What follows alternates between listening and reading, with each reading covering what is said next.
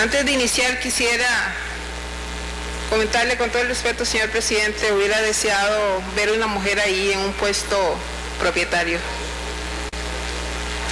Las grandes discusiones sobre los asuntos del Estado no concluyen nunca, porque las necesidades y las demandas de nuestro pueblo, una vez satisfechas, abren espacio a otras. Ahí radica el carácter polisémico de nuestra tarea. La vida política de una nación y el quehacer de quienes le servimos es siempre una labor continua e inacabada. Una ruta que congrega las esperanzas y necesidades de nuestra gente. Es un camino que exige valor, humildad y consenso. Costa Rica merece que sigamos por esos caminos. Parte de nuestra tarea como diputadas y diputados es reivindicar la política, que nuestros objetivos entrañen un esfuerzo para contribuir a la renovación del carácter nacional. Reivindicar la esperanza de lograr los objetivos del mayor bienestar para las mayorías. Estamos aquí para lidiar con los problemas del pueblo, no para ignorarlos. Transformar nuestra realidad actual desde una perspectiva colectiva requiere estar por encima del enfrentamiento. El debate político que nuestro país exige no puede ceñirse en una serie de dogmas, prejuicios irreconciliables y de luchas mezquinas interminables que no concluyen en nada positivo ni se dirigen a ninguna parte. El apriorismo daña nuestra vida política, de la misma forma que nos daña la maniobra de la revancha, cuando lo que el país desea es la vía de la construcción, que en una democracia fuerte y madura solo puede ocurrir gracias al debate, la confrontación respetuosa de las ideas y el consenso por el bien superior de la patria. Decía don José Figueres, ilustre, preclaro estadista y líder, nuestro movimiento se preocupa igualmente por el desarrollo económico y por la justicia social, producir más y distribuir mejor. No puede haber distribución sin producción, ni tendría objeto la producción sin la justicia. Esos mismos principios han guiado el trabajo del Partido de Liberación Nacional, y es por esa razón que hoy podemos hablar de resultados concretos, de transformaciones positivas en la vida nacional. Con un liderazgo de género distinto del conocido con anterioridad, por no haber existido esa oportunidad para una mujer, por primera vez en la historia de nuestra democracia, fue electa una mujer como presidente de la República, doña Laura Chinchilla Miranda.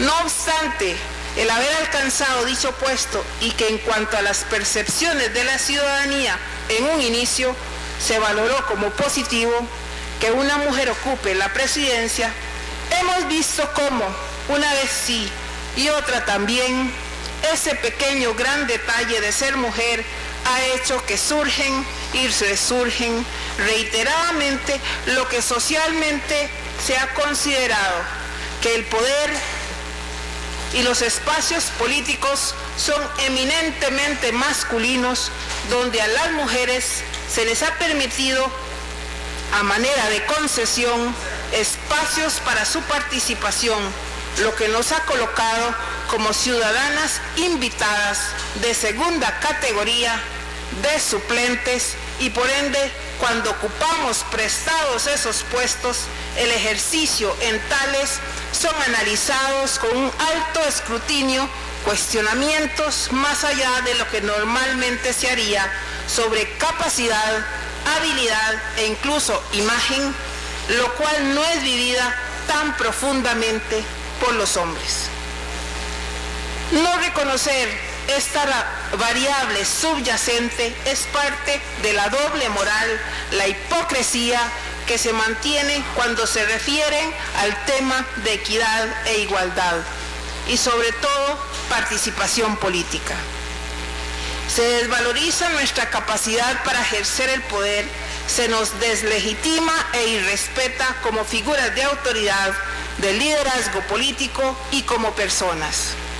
No obstante, esta falta de objetividad en el análisis en lo cotidiano del ejercicio de gobierno provoca que se formulen políticas, se formularon políticas, se puso en marcha programas y proyectos que solo encuentran su base desde el ejercicio político de las mujeres, la mirada de las mujeres.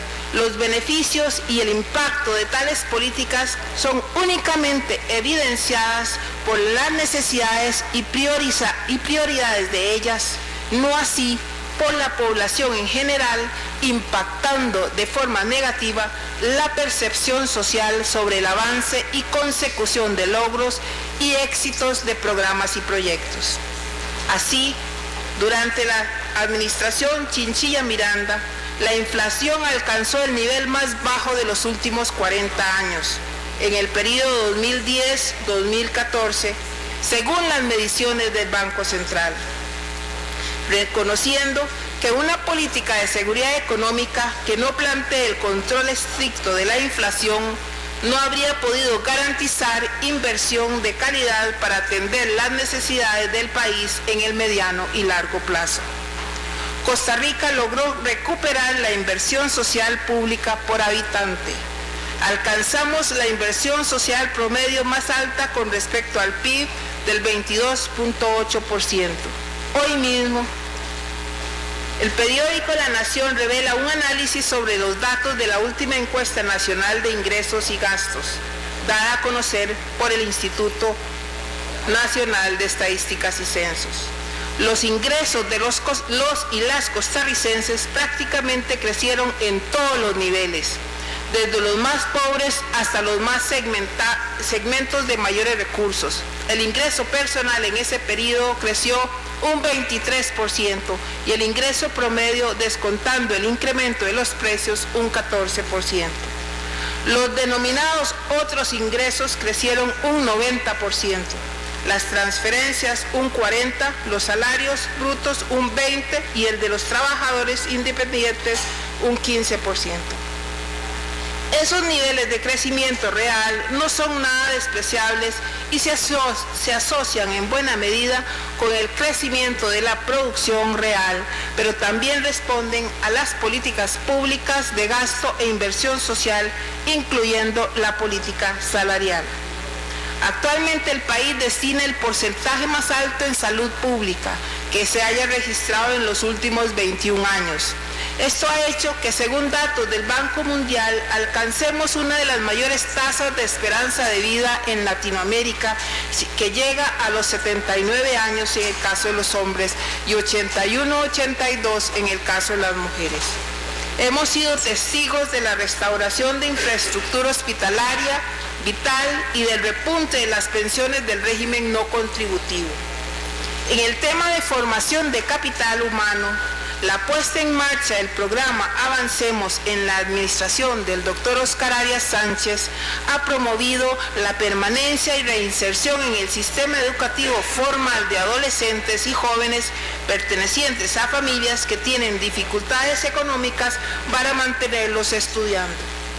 Este programa favorece el acceso a la educación y la universalización de la secundaria, revierte los procesos de rezago, evita el fracaso escolar y previene el trabajo infantil. Los recursos asignados para Avancemos aumentaron de manera sostenida cada año y hoy conforman más de la mitad de la inversión social que realiza el IMAS. Del año 2010 al actual, poco más de 180,000 jóvenes conforman el promedio anual de beneficiarios. La Organización Internacional del Trabajo destacó a dicho programa como una estrategia nacional eficiente para combatir la pobreza en tiempos de crisis, disminuyendo el trabajo a temprana edad y al mismo tiempo como una política social eficaz para garantizar la calidad de la fuerza laboral a largo plazo. Valga decir que según el informe de brecha global de género del 2013 del Foro Económico Mundial, Costa Rica es uno de los países que ha logrado igualdad de género en el acceso a la educación. En esa misma línea debemos destacar que el país ha logrado que la cobertura en secundaria pasara del 57 al 90%. Esto se explica gracias a que la inversión total en educación superó por primera vez en al menos 10 años el 7.2% del PIB.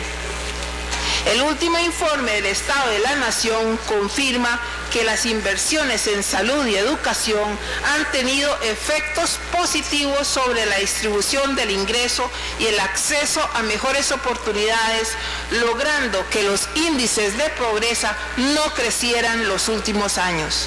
No es producto de la casualidad que nuestro país tenga el mejor capital humano de América Latina, según el índice de capital humano del Foro Económico Mundial. Esto es el resultado de una política de Estado seria, visionaria, de trabajo arduo y de convicción. Se parte el reconocimiento de que las desigualdades en el mercado de trabajo están relacionadas con la mayor incidencia de la pobreza en las mujeres, lo que hace de estos dos obstáculos, pobreza y empleo estructurales, un reto importante para eliminar las inequidades. El proceso irreversible de incorporación masiva de las mujeres en el mercado laboral coloca la provisión de servicios de cuidado como un asunto estratégico. La generación de ingreso de las mujeres y una proveeduría cada vez más compartida entre mujeres y hombres son fenómenos sociales recientes que se configuran como una importante barrera de protección frente a la pobreza y la desigualdad.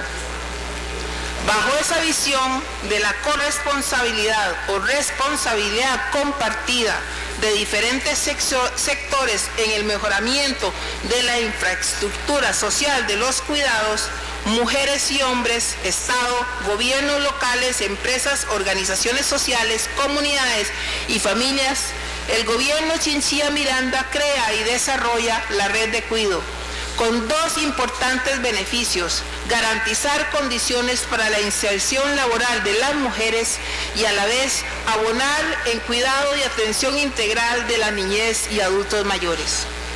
La red de cuidado infantil lleva a cabo programas de estimulación temprana y brinda alimentación adecuada en los primeros años del crecimiento de niños y niñas, dos factores fundamentales para el desarrollo de la inteligencia y la personalidad, que además contribuyen de manera eficaz a romper el círculo hereditario de la escasez y la violencia.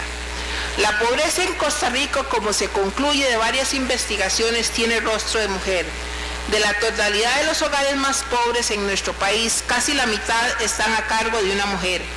En esas viviendas, muchas de ellas luchan sin ayuda para llevar la comida y atender a sus hijos.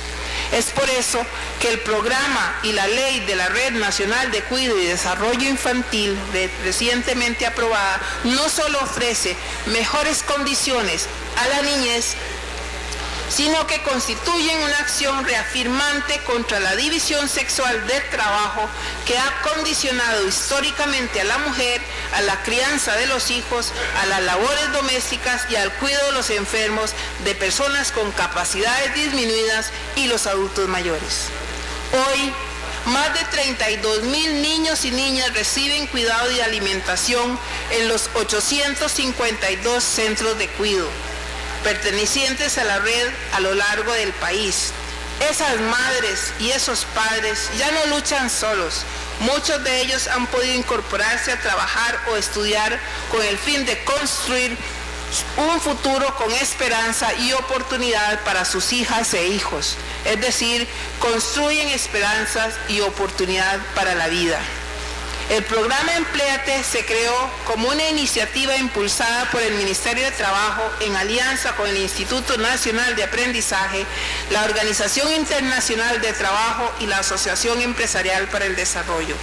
Se ha logrado generar oportunidades de formación para jóvenes entre 17 a 24 años en condiciones de desempleo y pobreza que desean trabajar.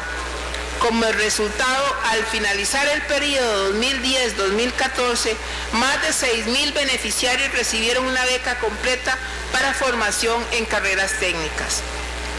Otra de las grandes iniciativas del gobierno fue el programa Manos a la Obra, que nace como una respuesta a la necesidad de reformar el carácter asistencialista del subsidio tradicional para dar paso a una compensación económica a cambio de trabajo en obras comunales por parte de los beneficiados, lo que le da un doble objetivo: el beneficio económico a quienes verdaderamente lo necesiten y, por otro lado, el mejoramiento de las condiciones de la comunidad.